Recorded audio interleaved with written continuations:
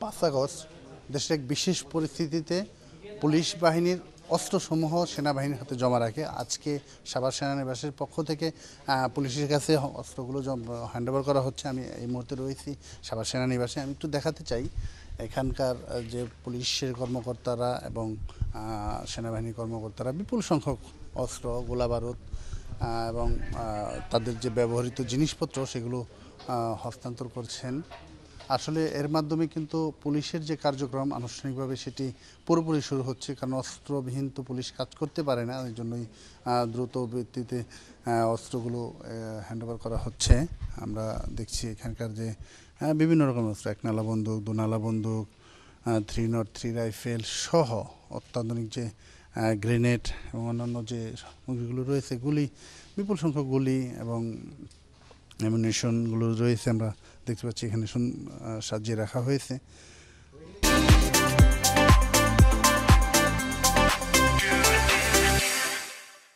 আর আগেও সাভার সেনানিবাসের পক্ষ থেকে হস্তান্তর করা হয়েছে এই সাভার থানা, মডেল থানা এবং আশুলিয়া থানা এবং ধামরাই থানার কাছে। তো সব মিলিয়ে সমস্ত অস্ত্র, বিপুল পরিমাণ অস্ত্র। আমরা কথা বলেছিলাম আর্মিদের পক্ষ থেকে, যেটি জানানো হয়েছে যে বিশেষ পরিস্থিতিতে তারা কিন্তু আত্মরক্ষার্থে অনেকেই সেনাবাহিনীতে এসে আশ্রয় নিয়েছিল। তারাও যে অস্ত্র নিয়ে এসেছিল সেই সমস্ত অস্ত্র সহ প্রায় সহস্রাধিক অস্ত্র এবং বিপুল পরিমাণে গোলাবারুদ এবং তাদের যে ব্যবহৃত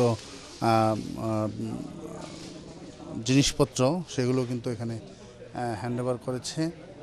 আমরা এখানে দেখতে পাচ্ছি যে মাত্রই হ্যান্ডওভার হচ্ছে। আমরা কথা বলবো সেনাবাহিনীর কর্মকর্তা যারা রয়েছেন তাদের কাছ থেকে শুনবো কি বলছেন।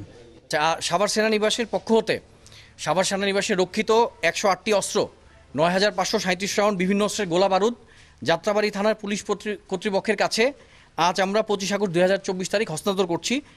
জেলা প্রশাসনের প্রতিনিধির উপস্থিতিতে আমরা ঢাকা মেট্রোপলিটন পুলিশের অতিরিক্ত পুলিশ কমিশনার মোহাম্মদ মনি জানানের নিকট আজকে অস্ত্রসমূহগুলো হস্তান্তর করলাম।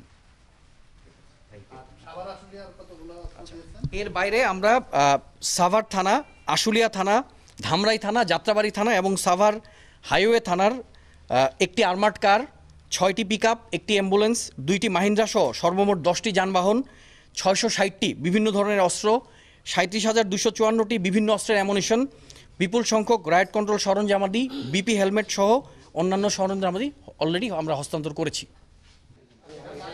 বিপুল পরিমাণে অস্ত্র, গোলাবারুদ পুলিশের পক্ষ থেকে ঢাকা মেট্রোপলিটন পুলিশের উপকমিশনার রয়েছেন এবং সেনাবাহিনীর পক্ষ থেকে সেনাবাহিনীর ঊর্ধ্বতম কর্মকর্তারা রয়েছেন এইখানে।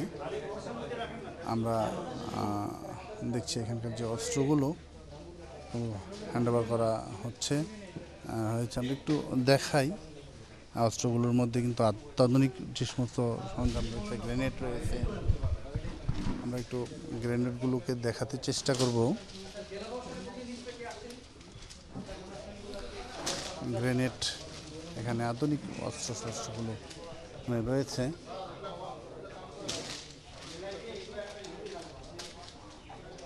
এখানকার যে অস্ত্রগুলো আধুনিক গ্রেনেড সহ সমস্ত কিছু রয়েছে। এগুলো হস্তান্তরের আমরা এইমাত্রই এগুলো হস্তান্তর করা হচ্ছে। এই হস্তান্তরের মাধ্যমে কিন্তু পুলিশের যে কার্যক্রম সেটি পুরোপুরি শুরু হলো এবং তারা অস্ত্রশস্ত্রে সজ্জিত হয়ে তারা বড় পুরোদমে মানুষের সেবায় দাঁড়াতে পারবে, এমনটাই কিন্তু প্রত্যাশা করছে। অপু হাব, চ্যানেল 24, সাভার সেনানিবাস।